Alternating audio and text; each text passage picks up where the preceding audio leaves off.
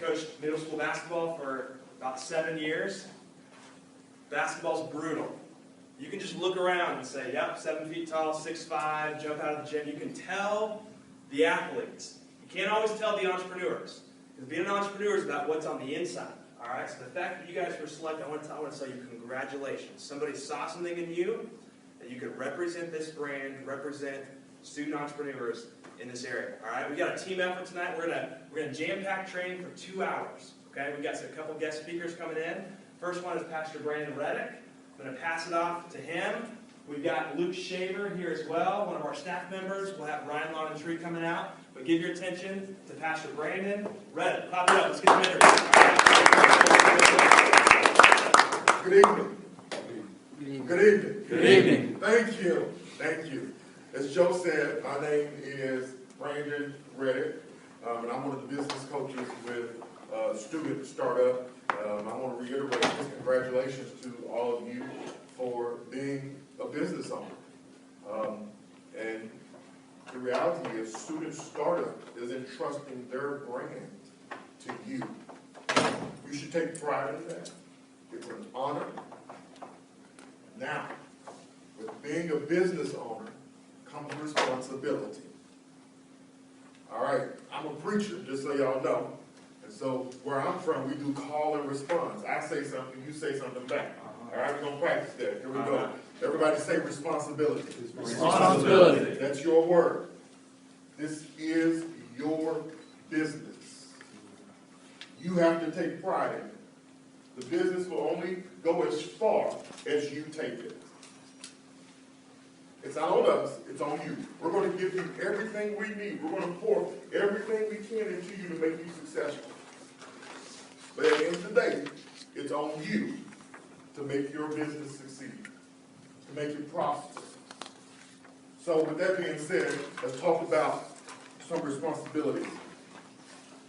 One, you have customers. You have customers. Without customers, you have no business. All right? That's basic business. If you don't have customers, you don't have a business. Your customers are to be valued. Value them. Honor them. What might that look like? You should treat each and every one of your customers like they are VIPs. That's right. Each and every one of your customers, you should treat like they are VIPs. Matter of fact, I want you to treat each and every one of your customers like they are your only customer. You treat them, after you get done serving them, they should feel like they are some of the most important people on earth. That's how well you should serve your customers. I think we should do that because that's just how you treat people. And then there's this saying.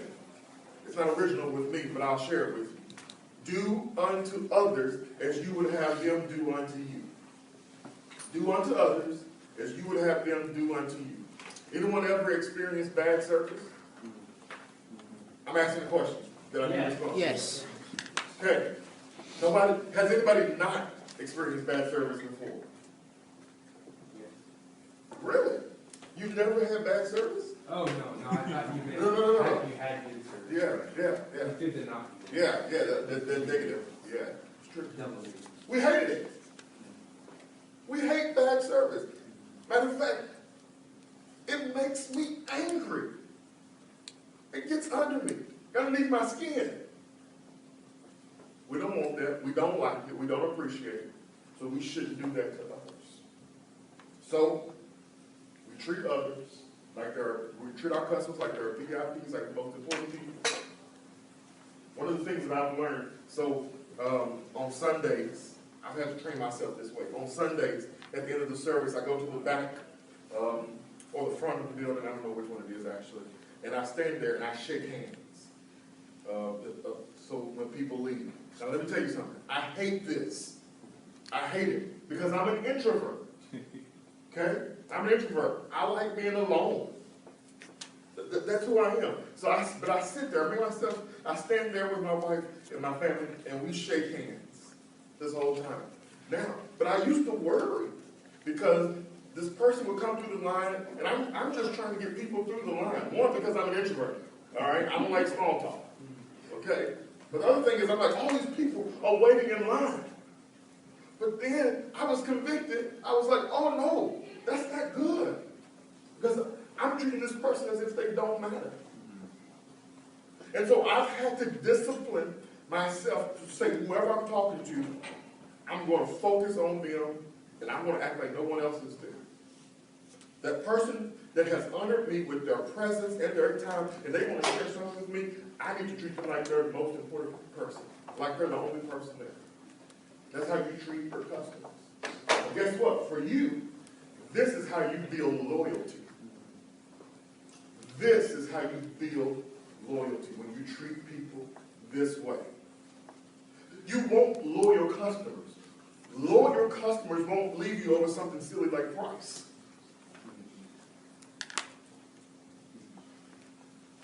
They won't. I'm giving you another example from my church. I started the church, so it's kind of like I'm a business owner in a way. I started it. I had to get money. I had to fundraise, get money. I had to get people, all this other kind of stuff. So I kind of been where you are. So I forgot where I was going with that. Sorry. Leaving people over price. That's right. But I still don't know where I was going with that. So I'll come back to it. So we expect loyalty. That's where I was going with that. Yes. How do you build loyalty? No, I don't remember where I was going with it. So let me move on. We expect top-notch, first-class service and quality. We expect top-notch, first-class service and quality. It has been said that good is the enemy of great. Good is the enemy of great. Expect greatness of yourself. You have already demonstrated that you have that ability. You're in this room. So every time, be great. Provide great service. I want you to eliminate a phrase from your vocabulary now that you're a business owner. Here it is. Good enough. Never be satisfied with good enough. Good enough is never good enough. Good enough is never good enough. Not if you're providing top-notch, first-class, superior service. The way you are successful in business or in anything in the world is you have to differentiate yourself. You have to set yourself apart from all the rest of your competition. One way you do that is you provide top-notch, first-class service. I remember where I was going with my story. So we just bought this building, well, we bought it a year and a half or two ago. We were at another building.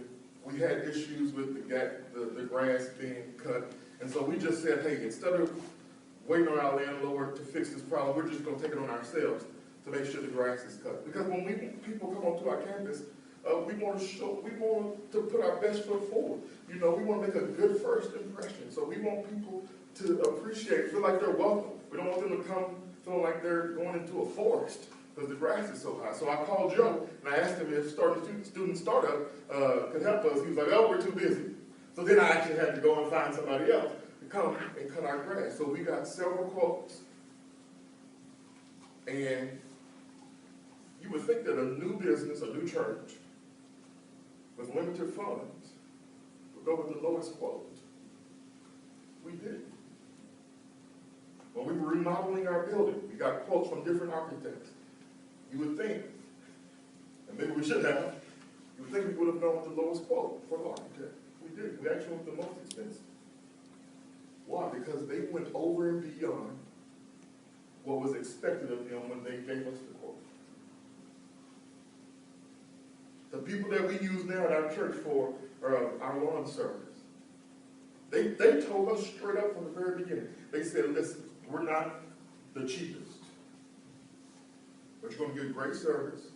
We're going to do it on time, all the time. They've kept their word, and they've kept our business. When we could get Joe Blow on the corner to do it for a lot less and save us some money. But he would be unreliable,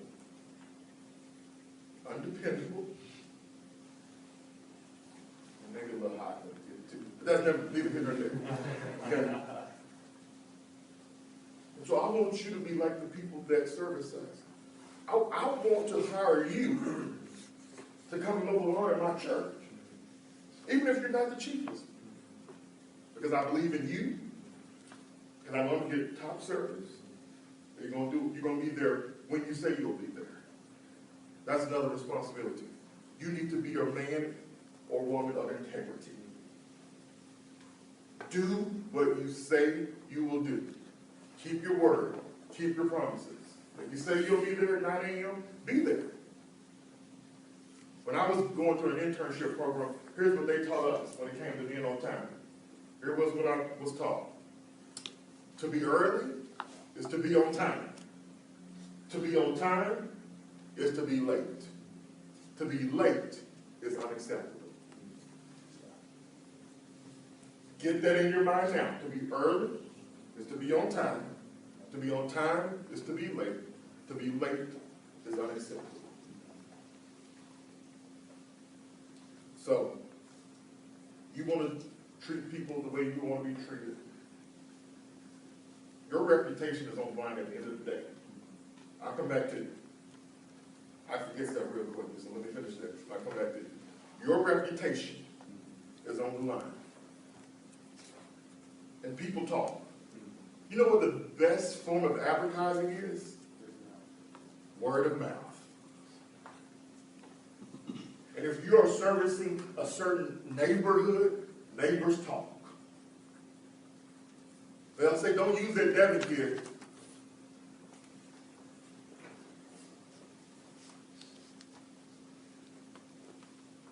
Shabby quality, never shows up on time. Question? Yes, sir. Can you repeat that? To be early is to be on time. That's the most important part. To be early is to be on time. To be on time is to be late. To be late is unacceptable. Got it? Yes. Yes, sir. Is it true that like one saying is one client that has bad reviews gets to 10 people, one client that has good reviews gets to like 3 people? Oh, I don't know. I haven't heard that. You guys? They say yes. That makes sense. They say yes. Okay, now, responsibility and providing good service means that you're going to have to learn to communicate. Let's do that thing again, that call and response. Everybody say communicate. Communicate. Okay, listen. So I've got some teenagers in my house, and sometimes I wonder if they know how to talk on the telephone. All right? This is the generation where I'm concerned about if y'all know how to talk on the telephone. You know, where you call somebody, you actually hear their voice, and it's not through Instagram or TikTok or something like that. Like you're actually talking to them real time. All right? All right? So you need to communicate with your customers. Don't leave your customers in the dark. Tell them what you plan to do. Tell them when you will be there. Be on time. If for some reason you can't make an appointment,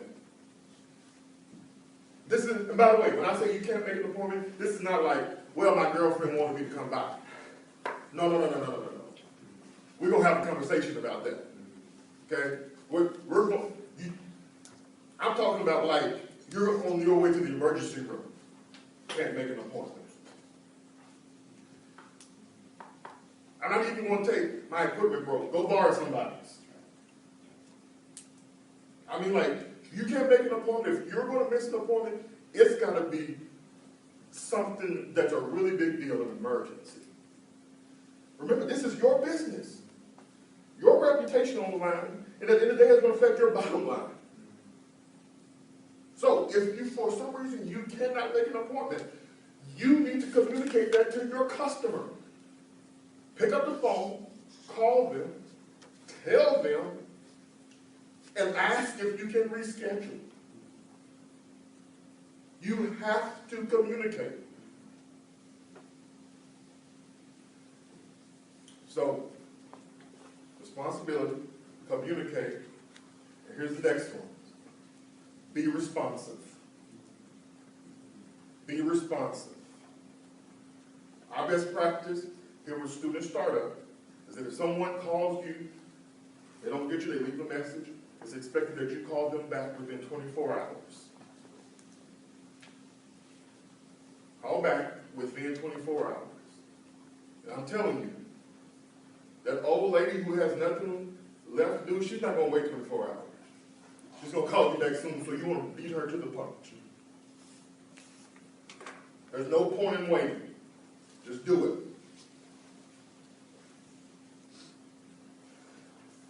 All right. Now, we're all human, right? Which means that we're prone to mistakes. We mess up sometimes. We forget. I'm the king of that craft. Okay? It happens. So when you mess up, what do? Ready. I want everybody to write this. Okay? Even if you throw it away at the end of this, write this down. This is important. When you mess up, number one, own it. Own it. O-W-N-I-T. Own your mistakes.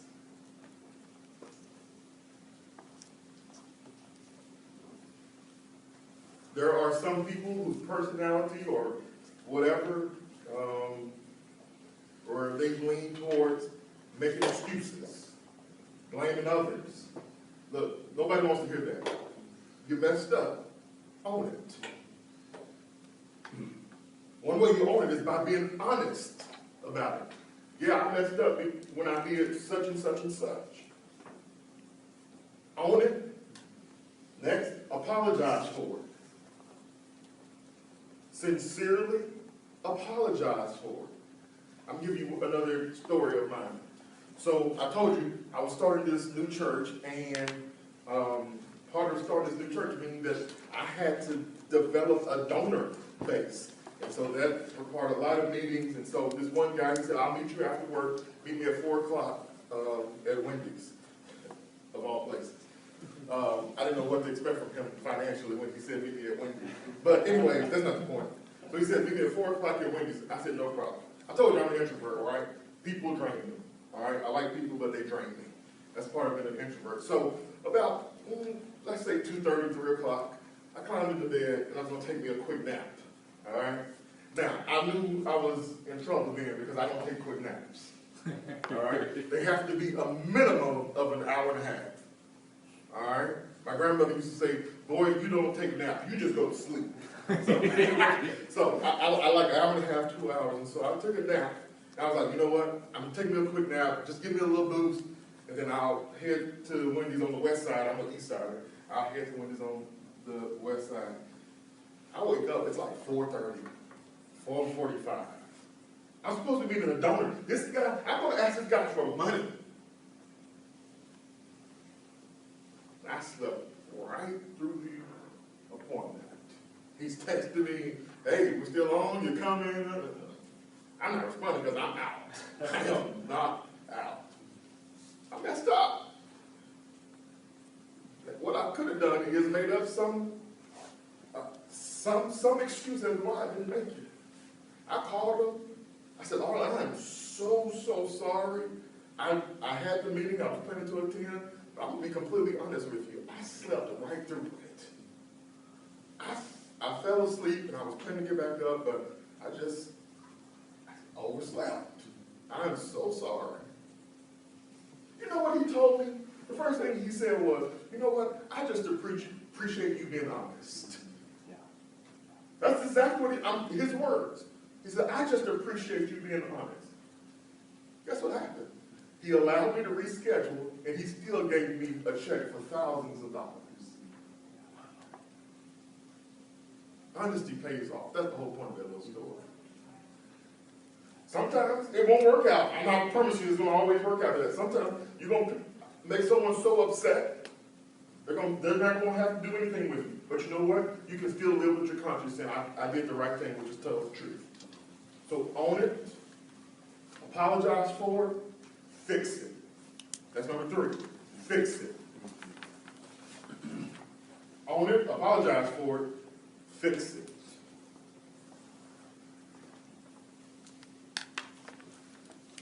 Maybe you forgot an appointment, and if maybe the way you fix it is say, I can come over right now and do it for you. Is that okay? And then maybe you even throw in a 10% discount because you messed up. The fact that they allowed you to keep their business, that's a win for you. Fix it. 4th, this is the most important. Second most important, because honesty is a big deal of mine, big value of mine. 4th, don't do it again. Don't do it again. I've got one more thing to cover, but before I move on, do you have questions?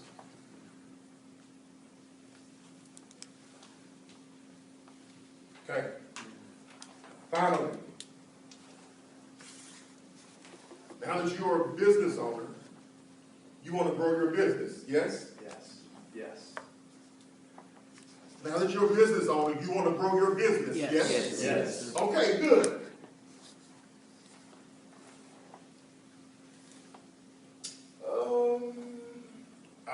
Let me not even try to remember. One of the things that I'm mindful of, even in my own organization that I lead, is that I want our congregation to grow. Numerically, financially, spiritually, in every way, I want us to grow. But one thing that I'm reminded of, and I can't remember who the business author was, but, it may have been Maxwell, John Maxwell, who says that the leaders are actually the lid on the organization. The organization, what he argues with is the organization will only grow as far as the leader can take it. So guess what I always have to be doing? Growing myself. If I want the organization to grow, I have to always be growing.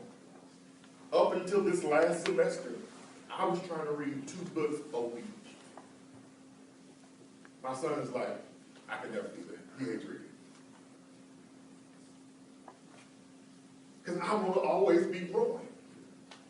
My primary textbook is a book that's several thousand years old. That requires a lot of work. I must always be growing. My main customer base, per se, is people. People are very complex individuals. I must always be growing in my understanding of people and how God has put them together. I must always be growing in my craft. I preach. So I have to always be growing in my delivery. I have employees that report to me. I have to be growing in my management skills and my leadership skills to lead them.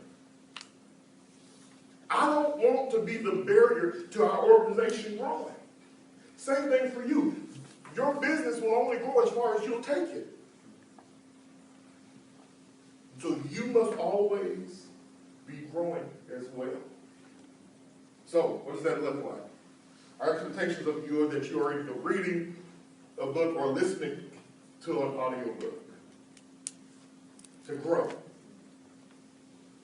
Reading is fundamental. Even as an adult, it's fundamental. Joe, you have to remind me, what's the expectation as far as quantity? Yeah, so here's the cool thing. So it's on you. You're the business. If you want to be lame-o, the same-o for the rest of the summer, then you don't have to read any books. But if you do read books, if you read 2 books a month, we'll actually pay you a bonus of between $10 and $20 per book you read. Because we know the better you grow, the better we're all going to grow, right? So we ask for 1 to 2 books per month while you're working. Okay. It's really easy. I mean, if you're mowing a lot, you can listen to a whole book in 1 day. Yeah. Brandon, how many did you knock out last summer, would you say? I don't know, probably close to 30 or more. Yeah. Something like that. Yeah. I probably could have read more, but I'll listen to it a little bit. Good for you. There's this book. I'll get it back up. All right, we'll come back to the book. Secondly, another way you grow is by going alongside somebody else. mentor. You need a mentor. You will be assigned a mentor. We'll find you a mentor. And what we expect from you is for you to pursue that mentor. Don't make them be the ones always coming to try to meet up and talk. You go get them because you're hungry. That's one of the three things that we're really passionate about: being hungry, hustle, people smart. You must have a hunger to grow. So go pursue your mentor. All right? There's this book that we'd like for you all to read. Is it really this expensive? It's yeah. So the audiobook is free. All of you guys have a link. Oh, okay. All of you have a link. All of you have a link to this book inside your GroupMe app.